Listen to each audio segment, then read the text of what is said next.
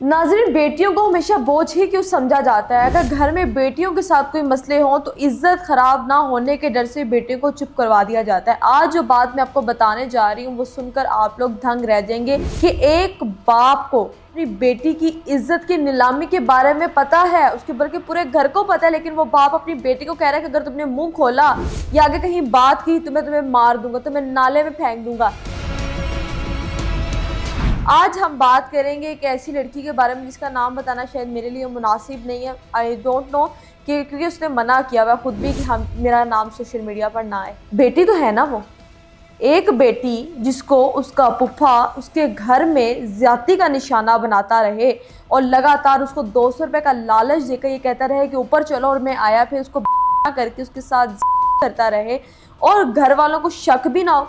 जब नीचे अपनी दादों के पास गई, उसने अपनी दादी को बताया तो दादी का ये कहना था कि अभी तुम बच गई हो, अभी तुम्हारे साथ कुछ नहीं हुआ, जब कुछ हो तब आकर बताना।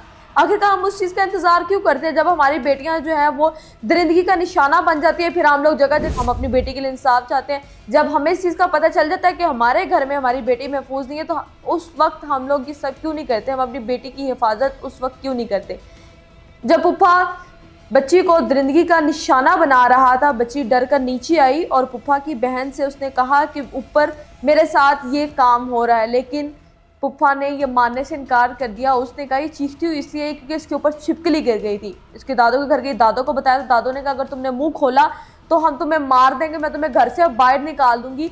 माएँ जो होती है ना, बेटियों की ज़िंदगी में बहुत अहम किरदार अदा कर रही होती है, क्योंकि माओं से बेहतर कोई हमदर्द नहीं होता।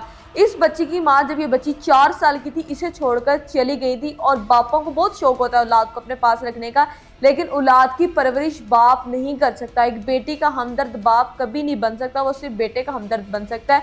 ये लड़की जो कि अपने ददियाल में काफ़ी अरसे तक का शिकार होती रही, सफाकियत इतनी बढ़ चुकी है कि आजकल हमारी बच्चियां अपने घरों में महफूज नहीं है। पुप्पा इस बच्ची के अलावा और बहुत सी बच्चियां जो कि ख़ानदान की बच्चियां हैं उनके साथ करता रहा। स्कूल की बच्चियों को घर लाता और उनका का निशाना बनाता। फिर टीचर्स को कहा करता था कि मैं तुम्हें 1 लाख रुपया देता हूँ, तुम मेरे साथ ऊपर कमरे में चलो। कहते हैं एक मछली पूरे तालाब को गंदा करती है। मतलब अगर आपकी एक चीज़ ख़राब है और अगर आप उसको टोकरी में रख देते हैं, कहीं भी रखते हैं, तो वो सारी चीज़ें ख़राब होती हैं। इसी तरह वो एक आदमी पूरे ख़ानदान की लड़कियों के साथ करता रहा। लड़की घर से भाग गई। जब घर से भागी तो चाचू लेने गया और चाचू ने कहा कि क्या मसला है, तो उसने चाचू को भी बताया, लेकिन चाचू ने कोई रिएक्शन नहीं किया कि उनका बहनोई उनकी सगी भतीजी के साथ करता है, उसको दरिंदगी का निशाना बनाता है, 200 रुपये देकर उसे रूम में लेके जाता है। पता नहीं खानदान की कितनी लड़कियों की ज़िंदगी बर्बाद कर चुका है। कवारी लड़कियों की बाद में ज़िंदगी बहुत ज़्यादा तबाह होती है। अब ये घर से फिर भाग गई। एक 14 साल लड़की जो कि घर से महफूज नहीं है, घर से ना महफूज होने की वजह से वो घर से भागी। बाप को पता है तो बाप कहता है मैं तुम्हें जहर दे दूंगा, तुम्हें नाले में फेंक दूंगा। एक माँ अगर इसकी ज़िंदगी में होती तो माँ बहुत अच्छा किरदार निभाती। हम लोगों को अपने करीबी जितने भी रिश्ते हैं, चाहे हमारा बहनोई है, चाहे हमारे साले हैं, जो भी इच एंड एवरीथिंग हमारे इस तरह के रिश्ते हैं जिनका आजकल ज़माना नहीं रह गया, जिन रिश्तों पर हम एतबार कर सकते हैं।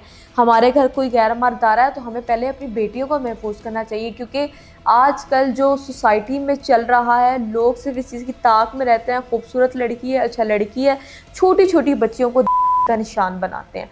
माँ बाप को सबसे पहले चाहिए कि वो अपनी बच्चियों से पूछें कि आपको कोई तंग कर रहा है, आपको कोई बैड टच कर रहा है, आपको कोई लग रहा है इस तरह का कि आपकी इज्जत यहाँ पर महफूज नहीं है, तो उन बच्चियों को वहाँ से निकालें। अपने माँ बाप को अपनी बेटियों का आसरा सहारा बनना चाहिए, उनका मुस्तकबिल ख़राब नहीं करना चाहिए। पता नहीं हम लोग किस ज़माने में जी रहे हैं।